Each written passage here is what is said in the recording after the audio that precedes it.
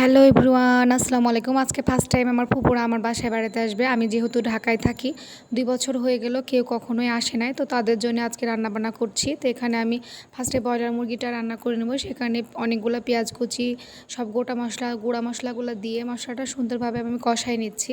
আমি যখন মাংস রান্না করি, আমার যারা ভিডিও দেখে তারা তো জানেনই, আমি মশলাটা বেশি কষাই, আমি কষায় রান্না করার চেষ্টা করি। তো এখানে ব্রয়লার মুরগিটা ধুয়ে রাখছিলাম, ওইটা দিয়ে দিলাম, দিয়ে মিক্স করে নিলাম। এখন আমি ব্রয়লার মাংসটা খুবই ভালোভাবে কষাই নিব, কষাই নিয়ে রান্না করে নেব। এটাতে কষানো হয়ে গেলো, তারপর ঝোলের পানিটা দিয়ে আমি অন্য একটা কড়াইয়ে চাপাই দিয়ে দিছি। তারপরে এখন আমি ওই একই কড়াইয়ে এখন আমি সোনালী মুরগিটা রান্না করে নেব। সে কারণে কড়াইয়ে এখন অনেকটা পরিমাণে আমি পেঁয়াজ কুচি, কাঁচামরিচ, তেল দিয়ে এখন আমি পেঁয়াজটা ব্রাউন কালার করে নিব, দিয়ে বাকি সব মশলাগুলো অ্যাড করে মশলাটা সুন্দরভাবে কষায় নিয়ে আমি সোনালী মুরগিটাও রান্না করে নেব। সোনালী মুরগিটা আমি এভাবে রান্না করি, আপনারা কীভাবে রান্না করেন কমেন্ট করে আমাকে জানাবেন অবশ্যই। দিয়ে সুন্দরভাবে আমি কষায় নিলাম। আমি কিন্তু সব মাংসই খুবই বেশি কষায় রান্না করার চেষ্টা করি। আমার মনে হয় বেশি কষায় রান্না করলে মাংসের টেস্টটা ভালো আসে। তো বাসার চুলায় এখানে ব্রয়লার মুরগিটা রান্না হয়ে গেছে, আর এখানে কষানো হয়ে গেছে সোনালী মুরগিটা। তো এখন আমি ঝোলের জন্য পরিমাণ মতো পানি দিয়ে দিলাম।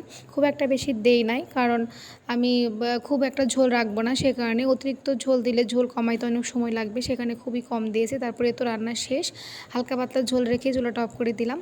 দেখে বুঝতে পারছেন কতটা লোভনীয় হয়েছে। তারপরে এখানে আমি বুটের ডালটা রান্না করে নেব। সেখানে এখানে গরুর মাংস দিয়ে আমি মশলাটা সুন্দরভাবে কষায় নিয়েছি একসাথে দিয়ে। তো বুটের ডাল রান্নাটা হয়ে গেছে, ওইটা ভিডিওটা স্কিপ হয়ে গেছে। তারপর দেখতে পাচ্ছেন এক একে সব রান্নাগুলো আমি তুলে নিয়েছি। বুটের ডাল রান্না করেছিলাম, গরুর মাংস রান্না যতটুকু পারছি ততটুকু একই হাতে রান্না করেছি একাই, কারণ আমার বাসায় দুপুরে গ্যাস থাকে না, সকাল থেকে রান্না করছি, সে কারণে অনেকটা সময় লেগে গেছে ইলেকট্রিক চুলাতে রান্না করতে।